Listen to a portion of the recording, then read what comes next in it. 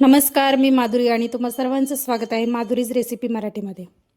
आज आपण होळी स्पेशल असे सणांबद्दल तर आपण खूप साऱ्या डिशेस बघितले आहे। पुरणपोळीची थाळी बघितलेली आहे।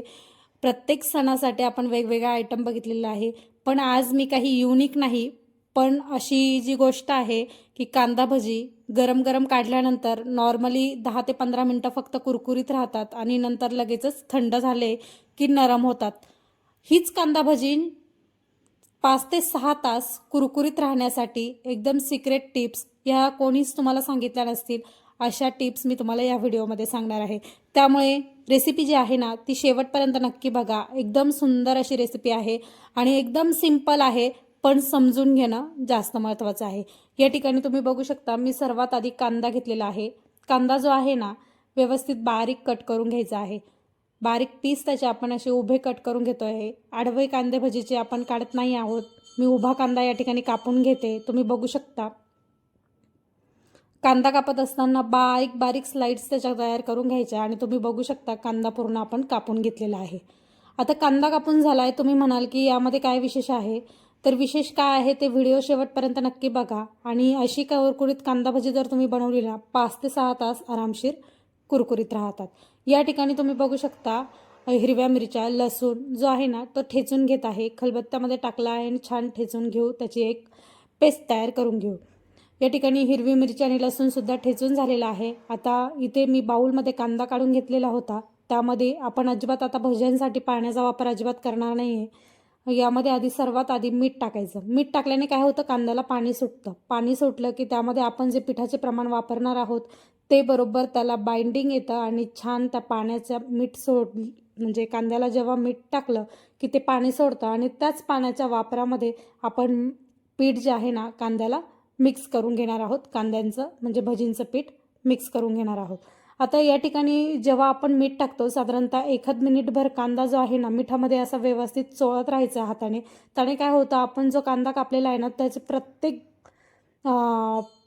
कांदा जो आहे ना पूर्ण सुटसुटीत मोकळा होईपर्यंत चोळत राहायचं आणि त्याने काय होतं, पाणीसुद्धा सुटत चालतं। म्हणजे आपण जेव्हा पीठ टाकणार आहोत त्याच्या प्रमाणात पाणी जे आहे कांद्याला सुटतं। या ठिकाणी तुम्ही बघू शकता, मी पूर्ण मिक्स करून घेतलेला आहे। हातसुद्धा पूर्ण ओलसर झालेले होते माझे बोटं।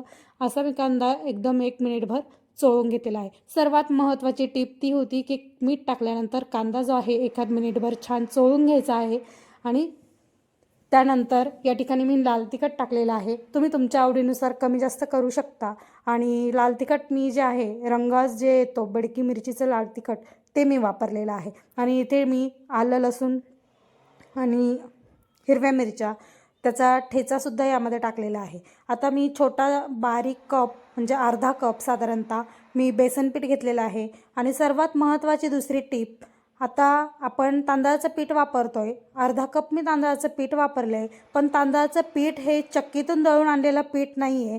आपण घरीच मिक्सरमध्ये तांदूळ जे आहे मिक्सरमध्ये दळून घेतलेलं आहे, पण मिक्सरमध्ये दळताना मी ते तांदूळ चाळणीने गाळून पण घेतले नाही। थोडंसं रवाळ, आपण जसा रवा असतो ना त्या प्रमाणात थोडंसं मी ठेवलेलं होतं आणि त्याच याचं मी अर्धा कप ते पीठ वापरलेलं आहे।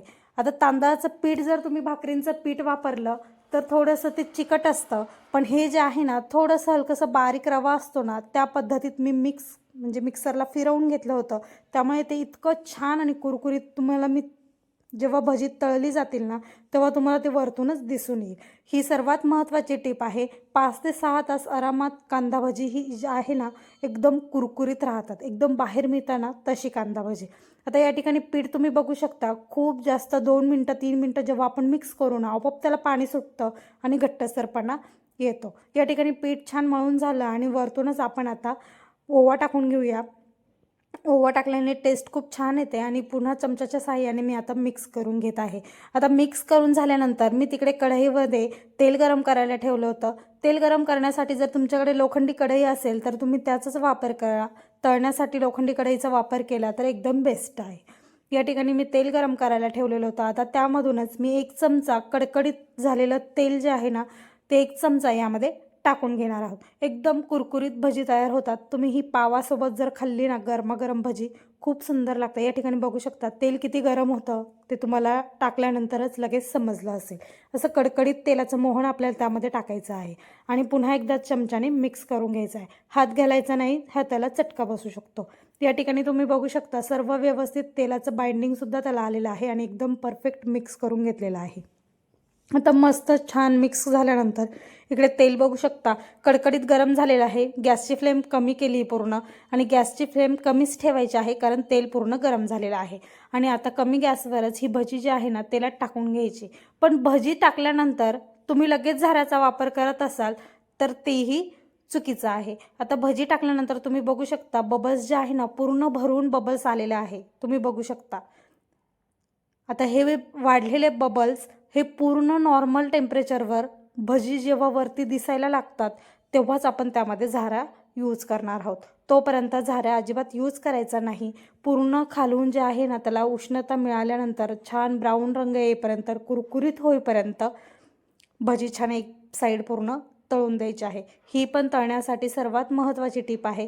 या ठिकाणी बघू शकता जेव्हा टाकले तेव्हा बबल्स किती होते आणि आता बबल्स पूर्ण कमी झालेले आहे आणि तुम्ही बघू शकता भजीसुद्धा वरती तरंगून अशी दिसायला लागली आहे आणि ब्राऊन रंग तुम्ही बघू शकता पूर्ण हलून तळलेली आहे. आता फक्त आपण पलटी मारून घेणार आणि दुसरी बाजू जी आहे ना ती फक्त एखाद मिनिटभर तळून घेणार आहोत आणि लगेच आपण भजी जी आहे डिशमध्ये काढून घेणार आहोत.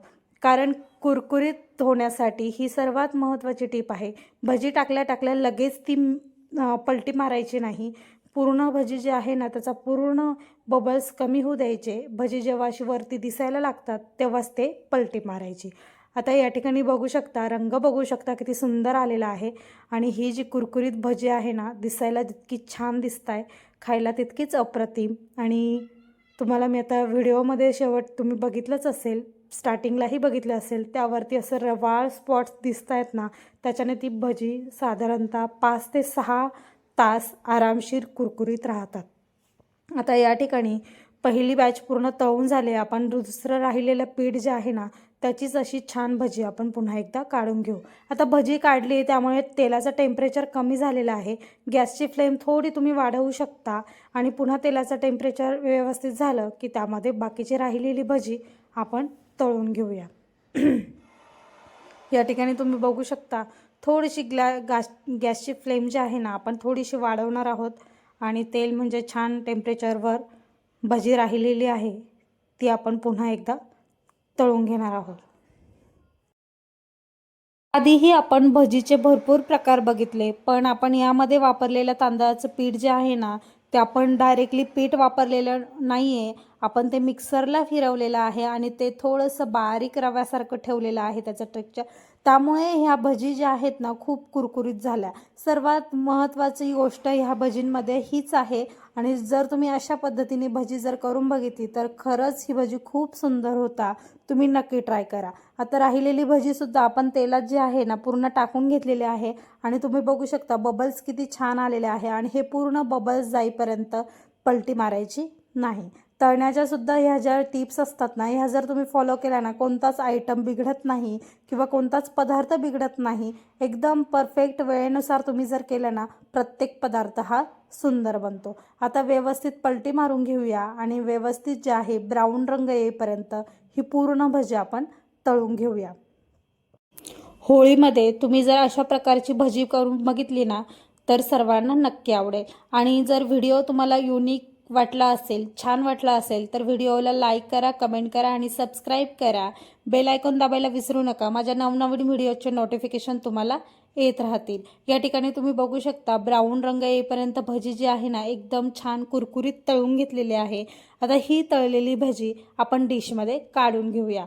आणि जर तुम्हाला व्हिडिओ आवडला असेल तर तुम्ही तो इतरांनाही शेअर करा आणि ह्या होळीमध्ये ह्या सणामध्ये तुम्ही अशी भजी नक्की ट्राय करा. या ठिकाणी डिशमध्ये काढून झालेले आहे आणि तुम्हाला मी दाखवते. या ठिकाणी तुम्ही बघू शकता किती छान त्याच्यावर व्हाईट स्पॉट्स दिसत आहे आणि हे जे आहे ना रवाळ या ठिकाणी जी भजी जी आहे ना इतकी कुरकुरीत आणि खमंग भजी या ठिकाणी तयार झालेली आहे. मस्त खा, स्वस्त राहा. Bye bye.